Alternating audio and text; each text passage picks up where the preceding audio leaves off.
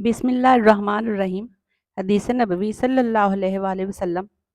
رسول اللہ صلی اللہ علیہ وآلہ وسلم نے فرمایا، میری امت کا سب سے بہترین زمانہ میرا زمانہ ہے، پھر ان لوگوں کا جو اس زمانہ کے بعد آئیں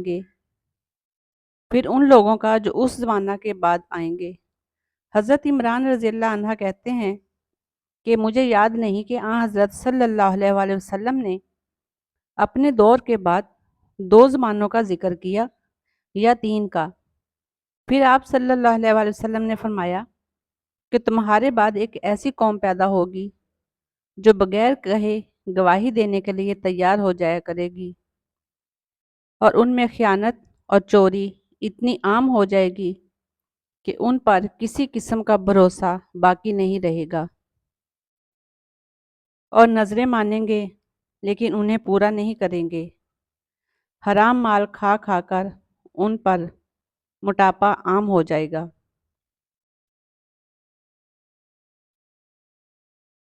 حضرت ابو بکر رضی اللہ عنہ نے ان کے والد حضرت عازب رضی اللہ عنہ سے ایک پالان 13 درہم میں خریدا۔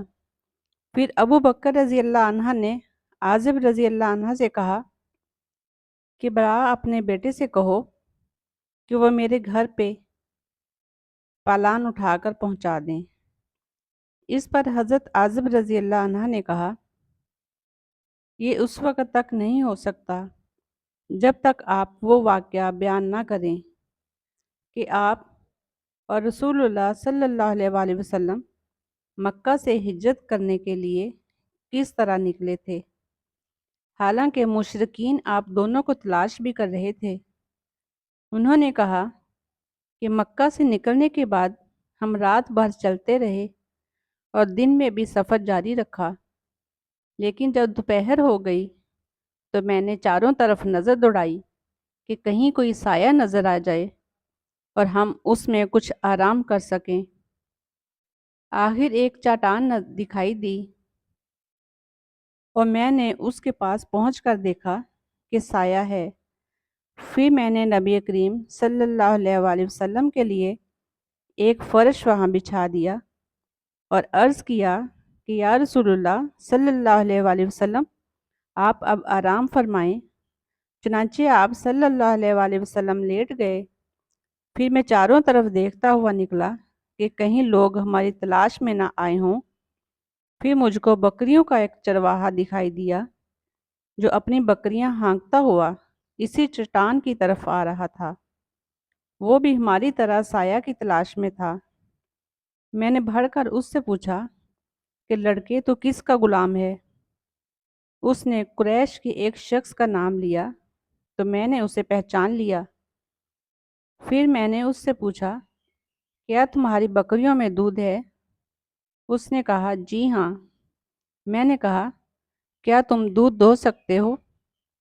اس نے کہا کہ ہاں۔ چنانچہ میں نے اس سے کہا اور اس نے اپنے ریوڑ کی ایک بکری باندھ دی۔ پھر میرے کہنے پر اس نے اس کے تھن کے غبار کو جھاڑا۔ اب میں نے کہا کہ اپنا ہاتھ بھی جھاڑ لے۔ اس نے یوں اپنا ایک ہاتھ دوسرے پر مارا اور میرے لیے تھوڑا سا دودھ دوہا۔ حضرت صلی اللہ علیہ وآلہ وسلم کے لیے ایک برتن میں نے پہلے ہی ساتھ لے لیا تھا اور اس کے منہ کو کپڑے سے بند کر دیا تھا۔ اس میں ٹھنڈا پانی تھا۔ پھر میں نے دودھ پر وہ پانی ٹھنڈا کرنے کے لیے ڈالا، اتنا کہ وہ نیچے تک ٹھنڈا ہو گیا، تو اسے آپ صلی اللہ علیہ وآلہ وسلم کی خدمت میں لے کر حاضر ہوا۔ آپ صلی اللہ علیہ وآلہ وسلم بھی بیدار ہو چکے تھے۔ میں نے عرض کیا، دودھ پی لیجئے، آپ نے اتنا پیا کہ مجھے خوشی حاصل ہو گئی۔ پھر میں نے عرض کیا کہ اب کوچ کا وقت ہو گیا ہے یا رسول اللہ۔ آپ صلی اللہ علیہ وآلہ وسلم نے فرمایا، ہاں ٹھیک ہے، چلو۔ چنانچہ ہم آگے بڑھے اور مکہ والے ہماری تلاش میں تھے، لیکن سراقہ بن مالک بن جاشم کے سوا ہم کو کسی نے نہیں پایا۔ وہ اپنے گھوڑے پر سوار تھا۔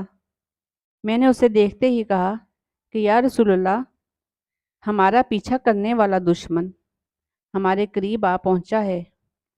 آپ صلی اللہ علیہ وآلہ وسلم نے فرمایا، فکر نہ کرو، اللہ تعالیٰ ہمارے ساتھ ہے۔